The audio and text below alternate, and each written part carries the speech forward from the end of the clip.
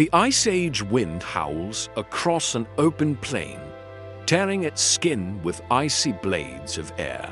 In another corner of the world, desert suns burn down without mercy, leaving nothing but cracked earth and searing heat. Storms roll in with sheets of rain, drenching the land and chilling bones to the marrow.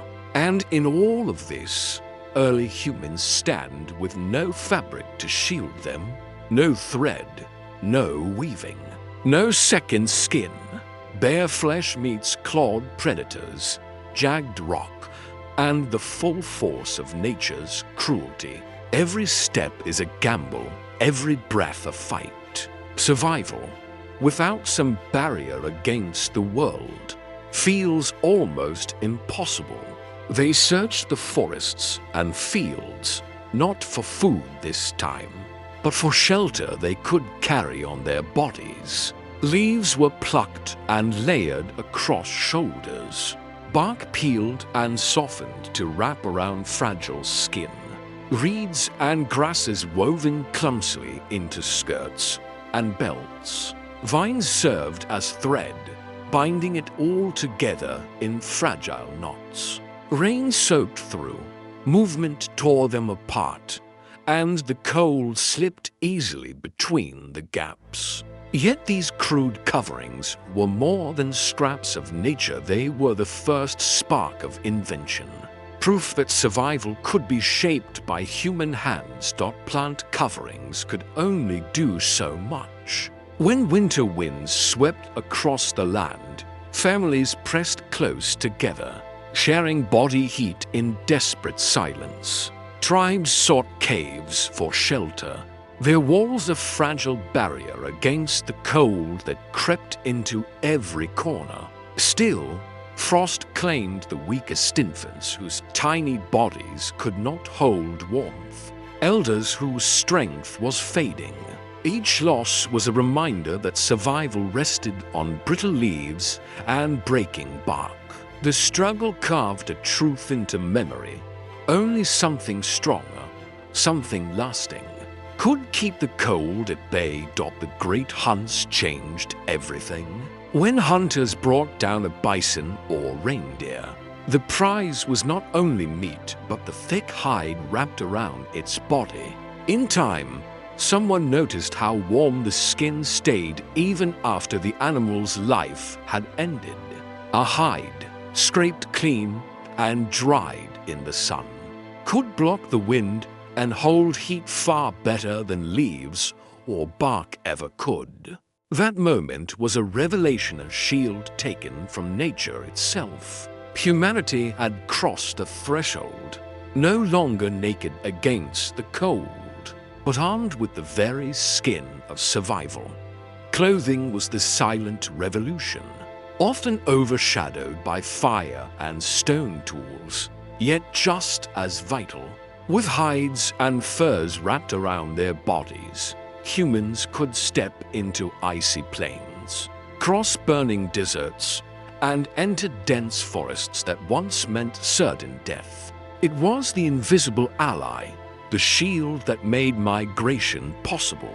Without it, humanity's story might have ended bare-skinned. Instead, a new chapter of survival and of civilization was born.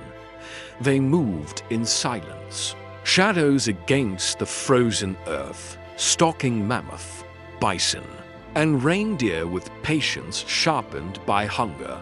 When the hunt was won, the celebration was not only for the feast of meat, but for something far more precious, the skin that wrapped the fallen beast. Bones were shaped into weapons, sinew stretched into thread. Yet it was the hide that carried the greatest promise. Thick, durable, and warm, it became more than a byproduct. Hunters saw the animal as a complete survival package, a gift of life. In their hands, its skin became the first armor, transforming danger into protection. The hunt ended, but the real work had only begun. Around the fire, stone scrapers carved away flesh from hide, each stroke slow and deliberate, transforming raw skin into something that could be worn. Hides were stretched over wooden racks, left to dry in the sun, then smoked above glowing embers to keep decay at bay. Fat was rubbed into the surface, sometimes mixed with plant sap, softening what would otherwise stiffen and crack in the cold. At first, failures were common. Hides rotted, garments split apart, and bitter winds cut through their defenses. But with every mistake came discovery. Primitive tanning became a craft, and tools became extensions of human will. Here, nature was not just endured, it was engineered. The Ice Age carved a world of extremes. In the frozen reaches of Siberia, Europe, and North America, survival hinged on more than fire. It demanded armor against the cold. Hunters draped themselves in reindeer hides and mammoth furs, their bulk transforming fragile humans into beings that could stand against blizzards. Children were bundled tight in layers of wolf pelts, their breaths clouding the air as families pressed onward across snow-laden plains. Yet in warmer lands, hides grew lighter, thin skins shielding bodies from the blaze of the sun and the bite of thorns. Clothing became geography itself, a tailored answer to every climate, opening the path for humanity to spread across the globe.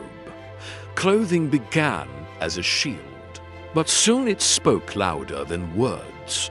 A hunter draped in a lion's pelt was more than protected. He carried proof of courage, a silent testament to the dangers he had faced. The skill of tanning itself became a badge of honor. Supple hides that bent without cracking marked mastery. Beads stitched into fur, streaks of red ochre brushed across leather. These were not just decorations, but symbols of belonging, pride, and power. Each garment told a story. Who had led the hunt, who carried wisdom, who communed with spirits. In this moment, clothing transcended survival and became identity itself. Picture a Stone Age hunter, cloaked in thick fur, standing tall as icy winds whip around him. Once fragile, once forced to retreat into caves, humanity now stepped boldly into the open. Wrapped in hides and furs, people gained more than warmth, they gained freedom.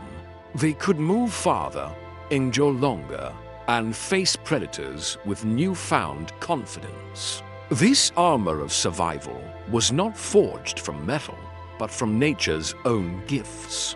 It was both shield and symbol, marking the moment humans ceased to merely endure the world and began to command it. The age of true expansion had begun.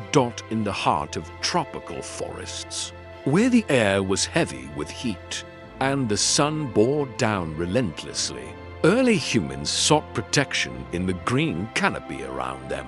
Families plucked broad palm leaves, peeled strips of bark, and gathered reeds, binding them together with twisted vines, draped across shoulders or wrapped around waists.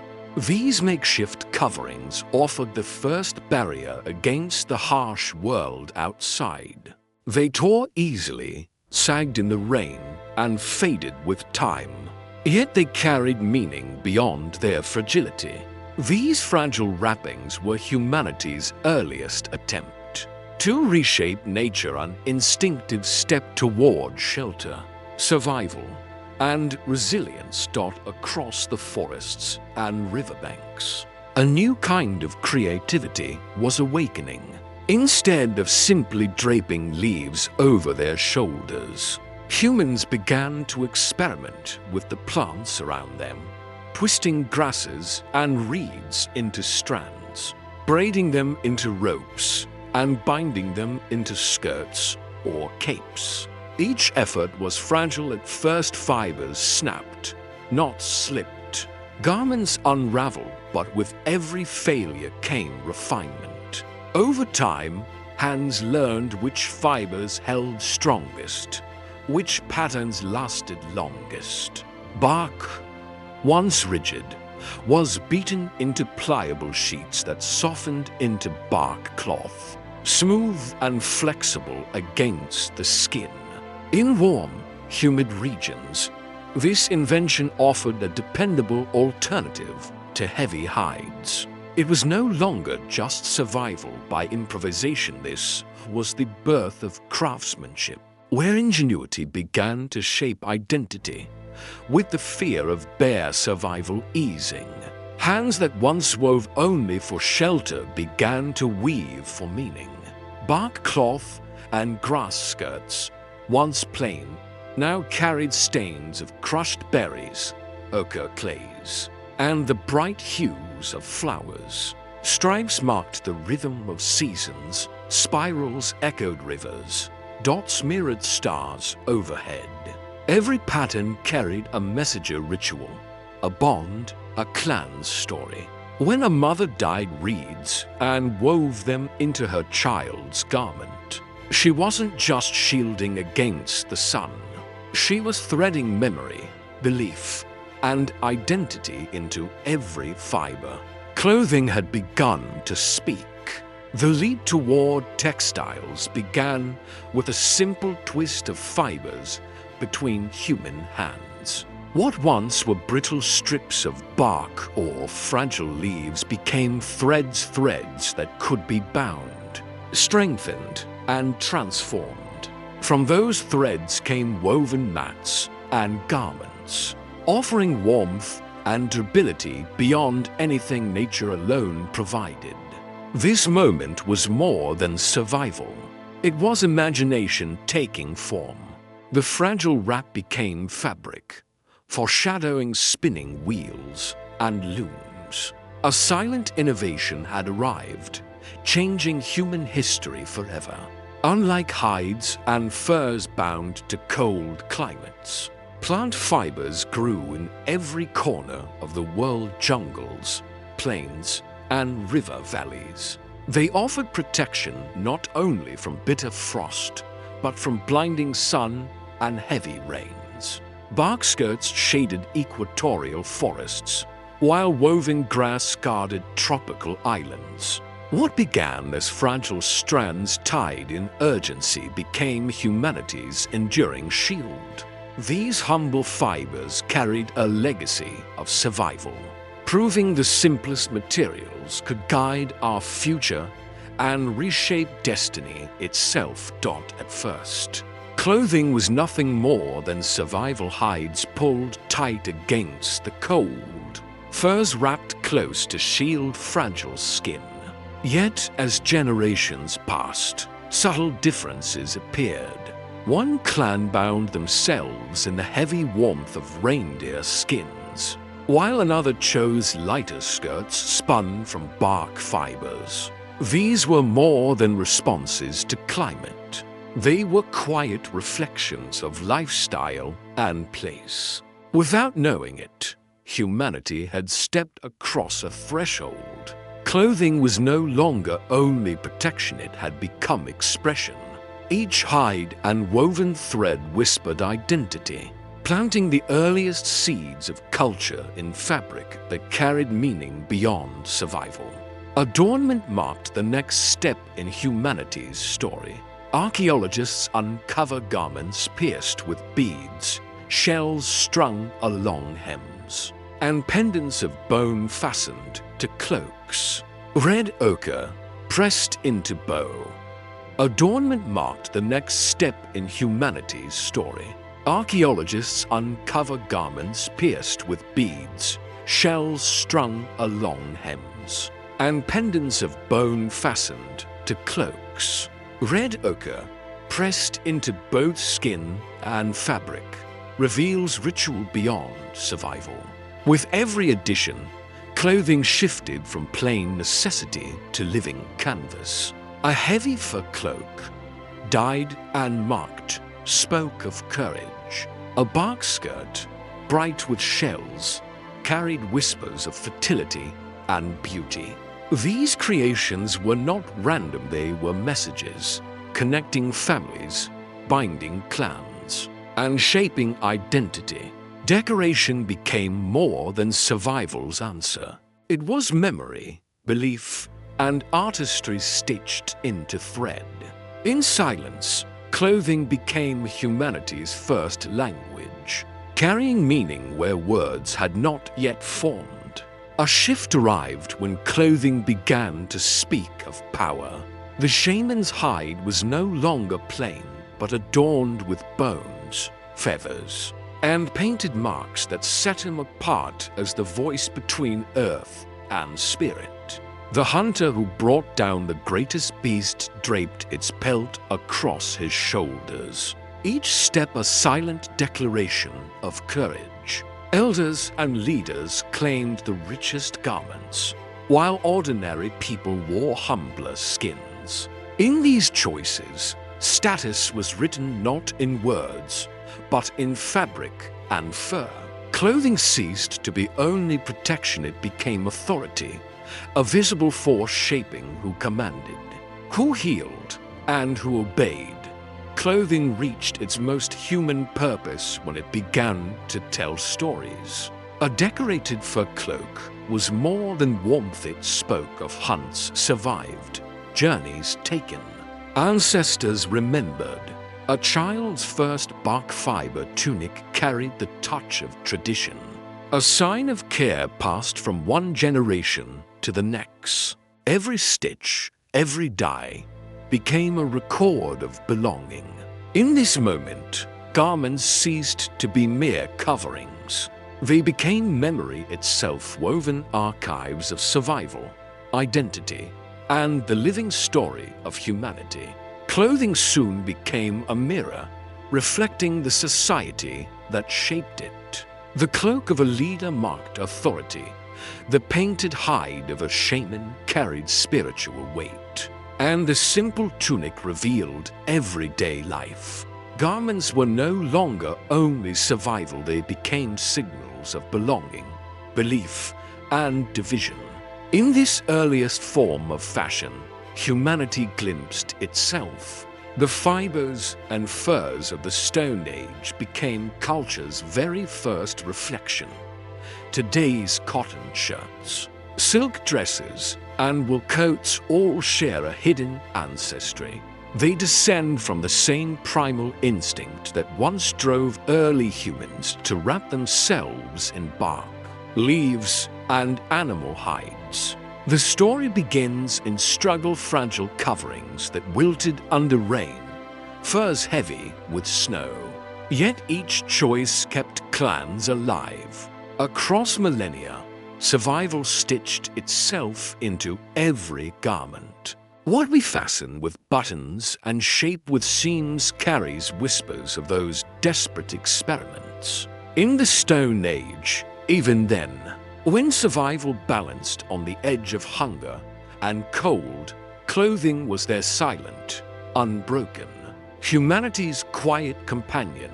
Survival pressed early humans to think beyond instinct. The scraping of animal hides gave birth to tanning, a way to make tough skins softer and lasting.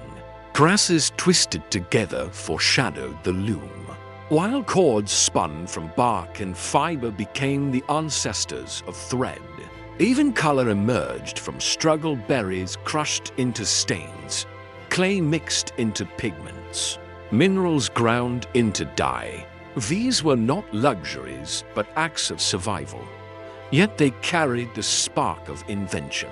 Each experiment, fragile and imperfect, pointed toward a future of weaving, tailoring, and design. What began as trial and error became legacy, proof that necessity could shape art. In their hands, clothing was no longer only shelter, it was creativity itself. The shift was subtle yet revolutionary.